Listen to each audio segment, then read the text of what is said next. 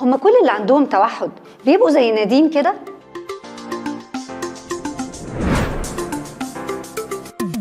التوحد اعراضه واضحه بس بيبقى فيه اختلافات بسيطه بتختلف من شخص للتاني. يعني في ناس بيبقى عندها توحد بيكونوا اذكياء جدا وعندهم قدرات خاصه، وفي ناس تانية بيبقى عندهم مشاكل في التعليم. لما قريت في علم النفس لقيت ان لغايه دلوقتي ما لقوش سبب واضح ونهائي للتوحد، بس قالوا ان ممكن تكون ادويه خدتها الام وقت الحمل او وراثه او امراض جت للطفل وهو صغير. المهم ان كل ما اكتشفناه بدري ده يساعدنا ان احنا نتعامل معاه احسن. يعني لو لقينا ان الطفل ما بيقدرش يبص في عين الحد اللي بيكلمه او يتجاهلك ويعمل نفسه مش سامعك حتى لو بتناديه باسمه، وبيقعد يركز قوي في اللعب لوحده ويفضل يكرر الكلام والحركات، ولو حصل صوت عالي حواليه تلاقيه بيحط ايده على ودنه وبيتعصب مش قادر يتحمل الصوت ده، التوحد طيف مستمر بس بيكون ليه اساليب للتعايش معاه زي العلاج السلوكي مثلا اللي بيعرفه ازاي يفهم نفسه ويعبر عنها وازاي كمان يتعامل مع المحيط بتاعه، وبيعلمنا احنا كمان ازاي نتقبله ونحميه.